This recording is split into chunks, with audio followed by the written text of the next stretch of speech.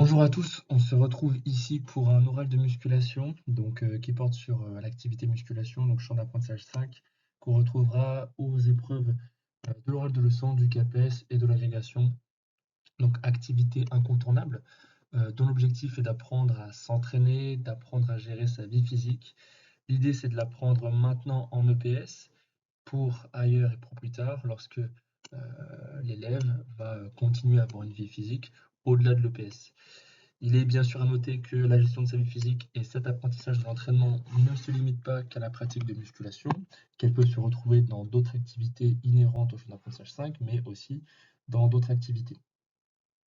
Donc cet apprentissage de l'entraînement, il est en lien avec plusieurs constats. Je vais en dégager deux, même si on pourrait en retirer plusieurs, mais un, c'est que même si ce constat il est légèrement dépassé, c'est qu'on est face à une pratique de plus en plus individuelle. Donc voilà, c'est très installé aujourd'hui, avec notamment une croissance des salles de musculation et avec un culte de l'apparence et de l'image de soi notamment qui est assez valorisé au travers des réseaux sociaux et qui touche principalement la population, voilà, le public scolaire auquel l'enseignant a à faire face.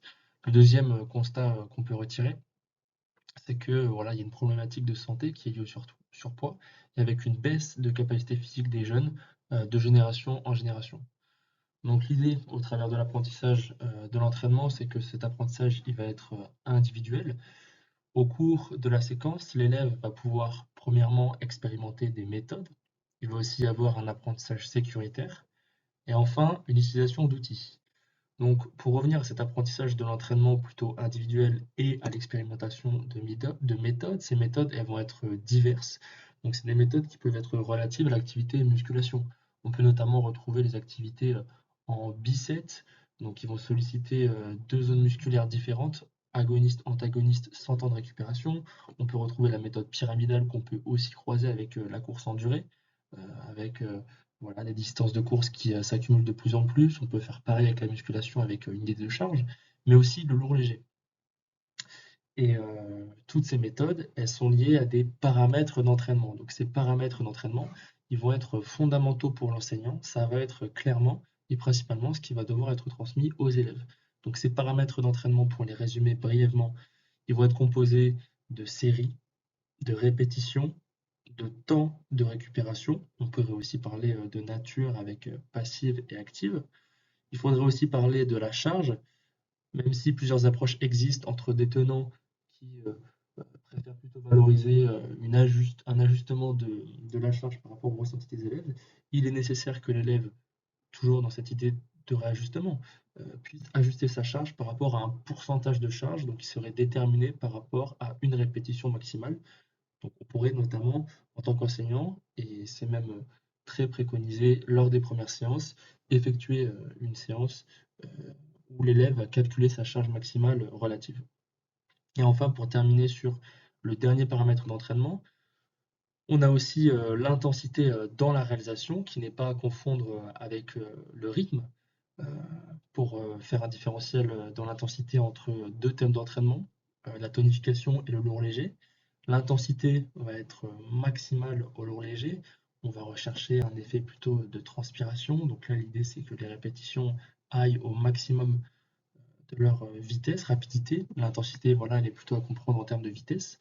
Tandis que le lourd léger, au niveau de cette intensité, elle va être maximale encore une fois, mais on va observer que le mouvement va être beaucoup plus ralenti lors de la phase lourde en comparaison de la phase légère. Donc c'est à ne pas confondre avec le rythme qui va être commun au thème d'entraînement. Donc là, l'idée, de manière schématique, il va s'agir de ralentir la phase concentrique, donc où les insertions musculaires vont se rapprocher, pour accélérer lors de la phase excentrique, où les zones musculaires vont justement s'éloigner de plus en plus. Donc, toujours en lien avec ces paramètres d'entraînement, l'idée c'est que les élèves ils les comprennent et surtout qu'ils les rattachent à des thèmes d'entraînement.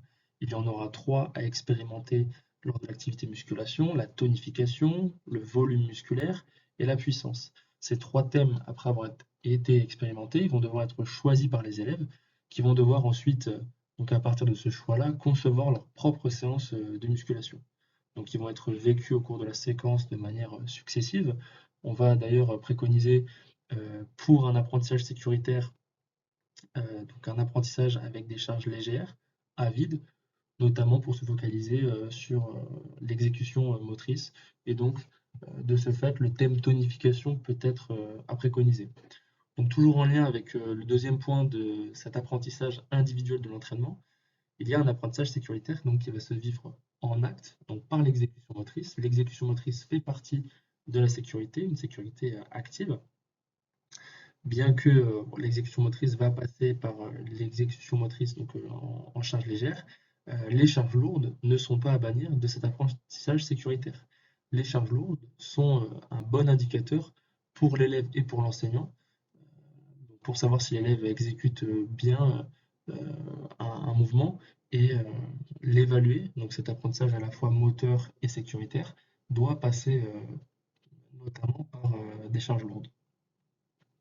Donc cet apprentissage sécuritaire qui va se vivre en acte individuellement, il va également se vivre au sein d'un collectif.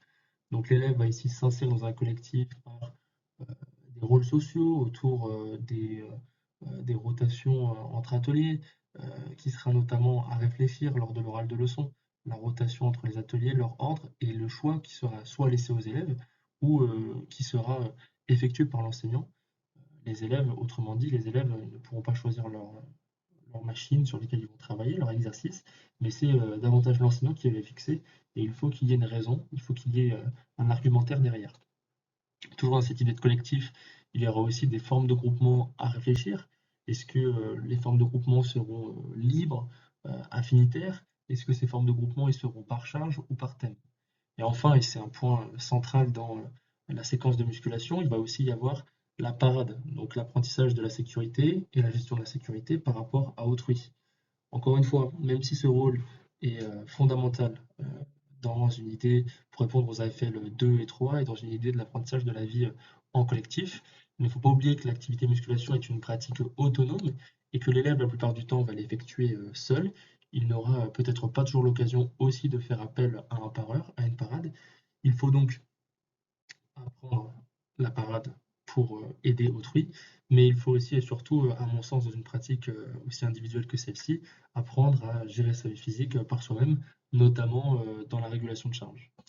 Donc pour conclure et en relation avec le troisième point sur l'utilisation d'outils, il faut utiliser divers outils lors de la séquence en musculation, du plus basique avec l'utilisation du chronomètre, avec le respect des temps de récupération et des temps d'effort, avec un espace donc, dans la salle de musculation où il y aura des fiches avec des critères de réalisation qui sont liés à, à des exercices qui seront à pratiquer, des zones musculaires qui seront aussi ciblées par rapport à ces exercices.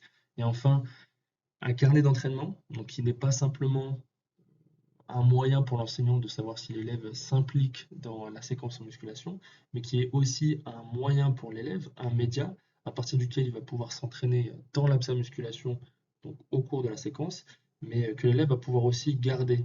L'idée de ce carnet d'entraînement, c'est qu'il s'assimile vraiment à une trace, à un outil pour le futur, que l'élève va pouvoir réutiliser, remobiliser lors de sa gestion de vie physique, son implication dans d'autres activités plus tard et ailleurs qu'en EPS.